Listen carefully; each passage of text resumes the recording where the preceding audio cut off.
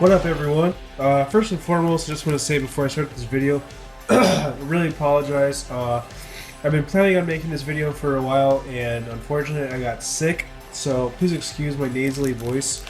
But I just received in the mail this Amazon frogbit, aka Linobium labiatum. Probably butchered that, but that's the scientific name. Some people like that. By the way, if you're shipping plants, don't ship them like this. It's really frustrating, and you should always put some paper towel in the bag just to like, you don't want the plants just soaking in water. That's a good way to rot the leaves. You just need, all the plants need is a little bit of moisture, so you don't want the leaves to start to rot and decay.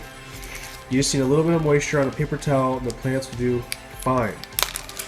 But anyway, someone was trimming their aquarium and they were giving away this frogbit, so I paid $7 total and got this huge sandwich bag of frogbit.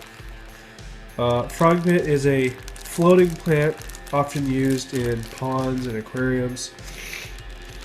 It's a fairly easy plant to grow, like most floating plants are. You pretty much just stick it in there and give it some light and it'll do fine.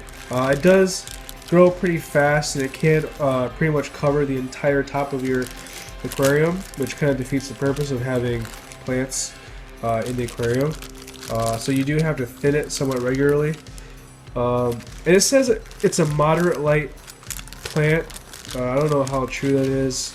I don't know if anyone out there has grown this under low light, but my 20 long in my bedroom is low light, so we'll see how well it does in there compared to my dining room tank, which is a 29 gallon high tech with a Phoenix Planet Plus and CO2 and all that good stuff. So this is what the plant looks like.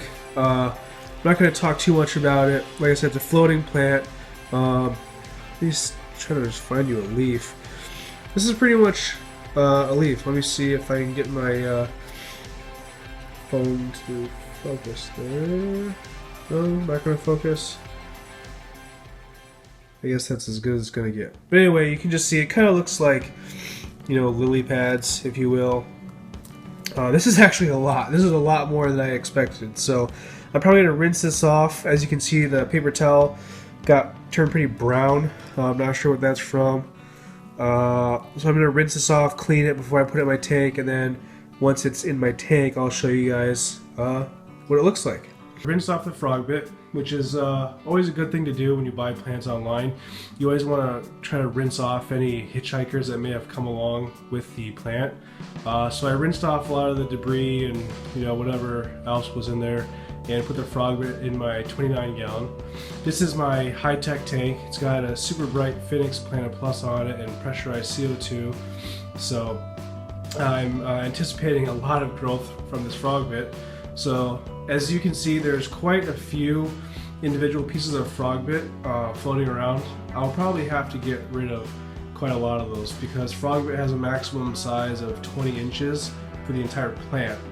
Each leaf is usually around 2 to 3 inches in diameter, so they can get quite big. So needless to say, I don't want the entire top of my tank covered in frogbit, so I want my plants below to get some light. So I'm going to play around with the circulation a little bit, see what the frogbit seems to like the most, you know, whether it likes to move around quickly like that is over there, or let me move my tripod a little more. I have some bunched up. It's actually kind of hooked. You can see a little traffic jam right there caused by the Ludwigia repens. Let me just move that a little more. So underneath here is actually some Ludwigia repens that's growing to the surface, which I have to trim, and that's what the frogbit is getting hung up on. So you can see that leaf right there is basically growing horizontally on the surface now. So and that's whenever you have floating plants, you can always you can never stick your hand in the tank without getting something stuck in your hand. So that's the frogbit in my 29 gallon. And I will post more updates in the future showing the growth of it. It'll actually kind of be interesting to see the growth difference between this tank which is, you know, high tech as they say, and the growth in my 20-gallon upstairs, which is low light, you know, low tech. So anyway, let's take a look at the frogbit in the tank upstairs.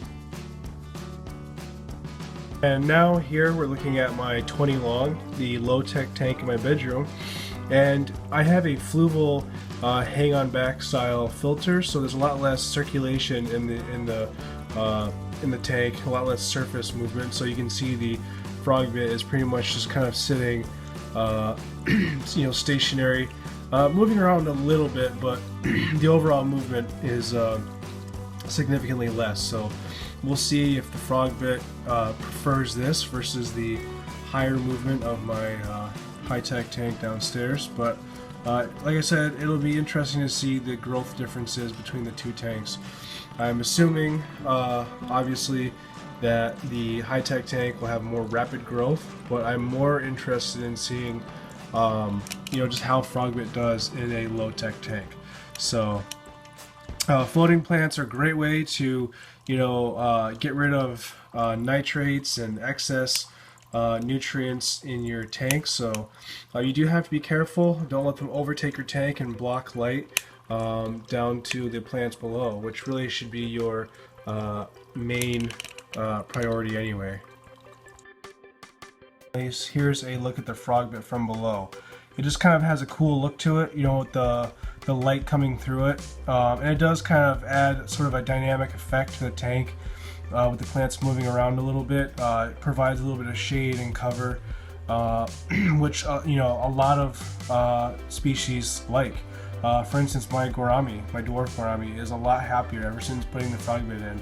You know, he goes underneath it, and I think he feels a little protected from it. So you have to take into consideration, you know, all the different species of fish in your tank and their natural habitats and what they like. So you know, most of these fish that we keep in our tanks aren't, you know, from a habitat where they're just blasted with super bright light, you know, 24/7. So anyway, that's just a little preview of my frogbit, which I got for $7, including shipping, on planettank.net. So there's kind of a little shout out to them right there. And I will keep you guys updated on the growth. So if you like my tanks and you like what I'm doing, feel free to subscribe and give me a thumbs up. It always makes me feel warm and fuzzy inside.